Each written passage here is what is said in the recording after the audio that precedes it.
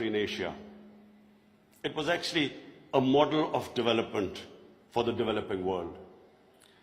I just met Sheikh Mohammed today, and he again reminded me that Emirates Airline was helped by Pakistan Airlines in the 70s. So Pakistan was a country with optimism, hope. We grew rapidly. We had excellent governance system. Our bureaucracy was one of the best in Asia. And that's the Pakistan I grew up in. So then I played international cricket. When I started my international cricket, Pakistan was one of the weakest teams in world cricket. And we were emerging from colonialism. So we took great pride as our team became stronger and it competed. And by the time I left cricket, Pakistan was world champions.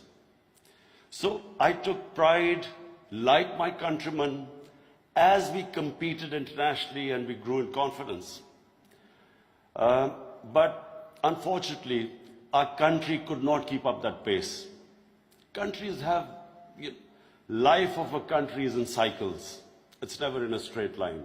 You go up, you go down, course correction, countries come up, some countries don't go up. So in Pakistan's case, we were going up, and then various things happened when we started our down cycle. So when I left cricket, I started building the first cancer hospital in Pakistan. Reason was because my mother died of cancer. And it's then I realized there was no cancer hospital in the whole country. And then it occurred to me that people like me who were well off, I could afford to take my mother for treatment abroad. But what happened to the common man? Cancer is one of the most expensive treatments. So I started this movement, really. I went into the public to collect money to build this hospital. And so I'm just explaining to you how I got into politics. So one was cricket, watching our country go up as a cricketing nation, the pride that we could compete internationally and become world champions. Second was this cancer hospital. When I went to the public to collect money, I realized that our people are very generous and strong. Poorest of the poor people supported me. And I did what no one ever thought would happen, is that from public, I eventually collected money and built the hospital. And not just that I built it. It's a cancer hospital where 80% of patients get free treatment. Cancer treatment is one of the most expensive treatments. So then first I built it, and then to run the hospital, I again went to the people. And so it is the only private cancer hospital in the world which treats 80% people free, because it's the people who donate to the hospital. They built it, they run it. So I kept thinking, why is it that people are so generous to build a hospital and run it, but why don't they pay taxes? We were a country, and then I discovered we're a country which is amongst the top 5 countries in giving charitable donations. But at the same time, we are right at the bottom in giving taxes. And the reason was that people did not trust the government. They thought that their taxes were wasted by the government. It was spent on the lavish lifestyle of the ruling elite. So why would people pay taxes? And of course, then the levels of corruption, because corruption is basically stealing taxpayers' money. But there was a third reason why I ended up in politics. And that was, I watched, first of all, I used to play professional cricket in England, so half my year was in England and then half in Pakistan. And I saw how a developed country, how the institutions worked, why they went ahead, how the governments were accountable, how there was meritocracy, and above all, how there was human development, the money spent on human beings. So I could compare what was going on in Western countries, and then I could see what was happening in our own country. But then I also saw other countries develop, and one of them was UAE. I used to play cricket in UAE from 1980 onwards, and I saw UAE kept developing. And then afterwards we saw China develop. So the common thing in all countries that have gone ahead is governance. And governance has two aspects. One is a government has to be accountable. The more accountable a government, the more clean a government, the more successful it is. And secondly, again I repeat, is meritocracy. The better the system of getting the best talent to the top, the better the country. Let me just give you a sporting example. Australia is the most successful cricketing country in cricket history of over 200 years. Because Australia has the best system of bringing its talent up. Pakistan, in my opinion, and I'm not prejudiced, I understand cricket better than probably everyone in this hall. Pakistan has the greatest talent. Of all the countries I've played, I've never seen as much talent as in Pakistan. But we do not have a system of bringing that talent up. So what's the point of having great talent if you do not have a system of meritocracy which brings the talent up? And that's in every field. In the 60s, the reason Pakistan went up, because our civil service exam was the toughest. It was the most, all the young people wanted to go into Pakistan civil service. It was the toughest exam, we had the best talent that came up, and in 60s, the reason we progressed, one of the main reasons, was a civil service of very high quality. And gradually, as our system of merit went down, so did the country. So, I wanted Pakistan to go up. And as I said, I saw UAE going up. The way each year you came, it changed.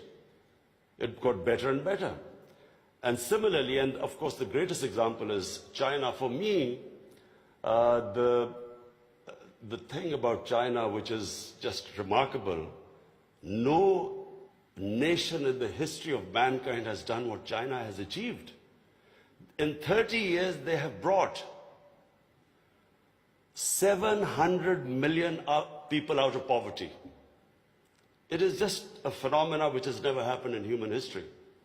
And of course, my motivation, again, of the Pakistan I wanted to see was based, and I'm a student of history, Islamic history especially, was on the Prophet, or Prophet, peace be upon him, the state of Medina, which he created. Now, why do I say the state of Medina? Because the state of Medina laid the foundation of one of the greatest civilizations in the history of mankind. The principles that found the foundation of the state of Medina is what, for the next 700 years, was the greatest civilization on earth. And what were those principles? The state of Medina was founded on incredible principles of justice and humanity. It was the first time a welfare state was made, a state that took responsibility of the weak, what China has done right now. That was the state of Medina, where first time a state took responsibility for its poor, its weak, its orphans, its widows. In the state of Medina, the first time pensions were created. Old people were also, it was a humane state. And secondly, there was justice, rule of law.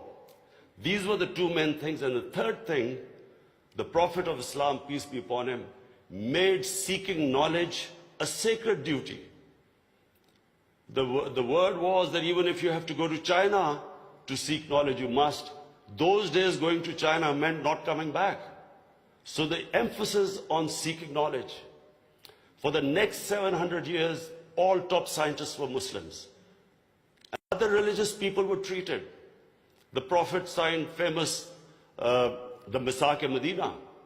There's still a letter in St. Catherine's Church which was signed with the Christians, that your places of worship will be, till the end of time, they will be protected by Muslims.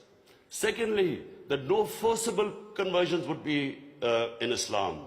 Thirdly, the Prophet's last sermon, it is a charter of human rights.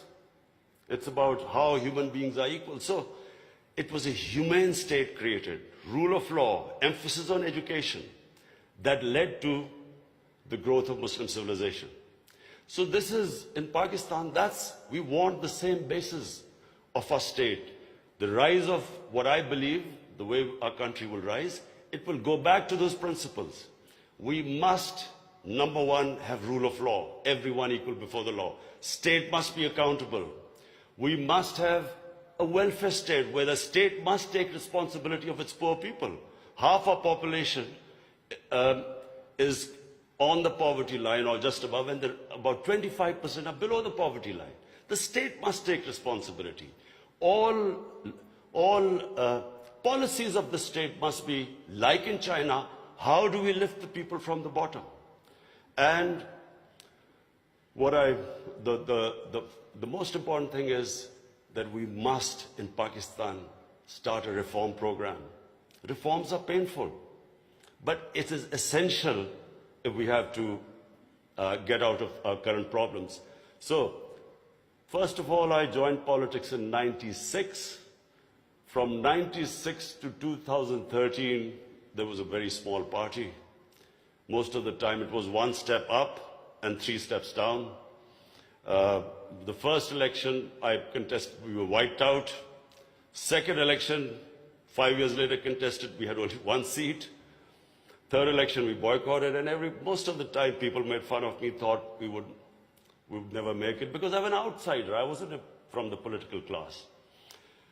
But one big lesson from sports which I learned, you only lose when you give up. So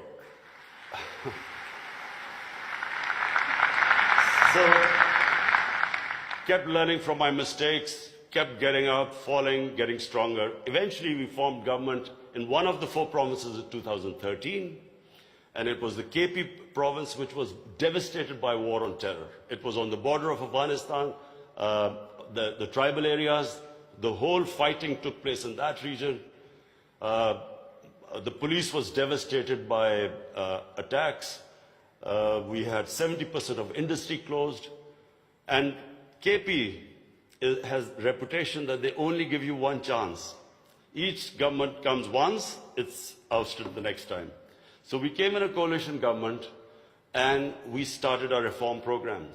First of all, we started spending money on human development, health and education. Secondly, we did, first time in Pakistan history, no party had done before, we started spending money on climate change. Pakistan is about 8th in the countries that are most vulnerable to climate change. So we took this ambitious mission of planting 1 billion trees in 5 years.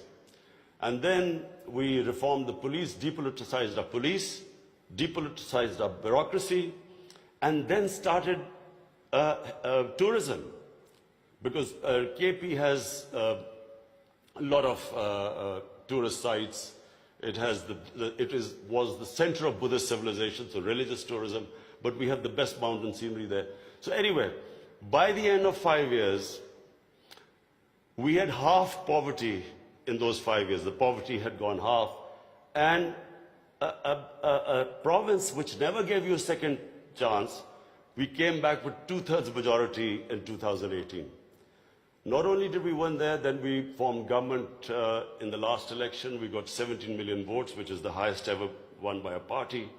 And so now we have our reform agenda. And as I repeat, reforms are painful. You know, when you take reforms, when you make reforms, people suffer. They go through a difficult time. It's like a surgery. when you conduct surgery, for a while the patient suffers, but then he improves. The worst thing that can happen to a society is that you keep postponing reforms because of the fear that you will have opposition, the vested interest will stand up, and you don't do reforms. So we've started on an ambitious reform program. That's number one. We are trying to change our, improve all our economic policies. We have trying to cut down our fiscal deficit. We are trying to improve exports, cut down our imports. We have unfortunately had to raise bills because we came up with, when we got into power, we had massive fiscal deficit and current account deficit. So we are doing that. But in my opinion, Pakistan now has a chance. Already we are seeing optimism. Investors are coming into our country. We feel that this is the time that Pakistan will take off. The most important thing, and while talking to Sheikh Mohammed last time, he told me something very interesting. He said that you must allow businesses to make money. Investors must make profits. And the reason is simple. If people don't come into business for charity, they come into business to make money. So the more, if they can make money, more people come and invest. So this is what we've done. We have started working on ease of doing business, making it easier for people to do business, easier for the investors. We are changing our tax laws, which were very cumbersome. So we are conducting a series of reforms. And already we're seeing the signs of the country improving. But most important, Pakistan has the best tourist potential. At the moment, we have hardly any tourism compared to other countries. But Malaysia, with just beach tourism and resorts, Malaysia has $22 billion it makes from tourism. Turkey, with beach and historical sites, beach tourism, Turkey has $42 billion from tourism. Now, Pakistan has probably one of the best mountain scenery anywhere in the world. Half the world's highest peaks are in Pakistan. Pakistan has 1,000 kilometers of coastline. Pakistan has the oldest historical monuments, probably as old as anywhere in the world. We have Indus Valley civilization, which is 5,000 years old. We have Peshawar, the oldest living city in the world, 2,500 years. Lahore and Multan, ancient cities. But what we have, probably more than any other, hardly any other country has, is religious tourism. We have, for Muslims, we have the Makkah and Medina of the Sikhs. The Sikh religion has the two holiest sites in Pakistan, and we have just opening those sites for Sikhs. And we have opened up a visa regime. First time in Pakistan, we have 70 countries which can come in and get visa at the airport. We also have, I mentioned Buddhist civilization, the Gandhara civilization, which was the cradle of Buddhist civilization, is in KP, north of Islamabad. Some of the ancient sites, the biggest sleeping Buddha, 40 feet, is in Haripur.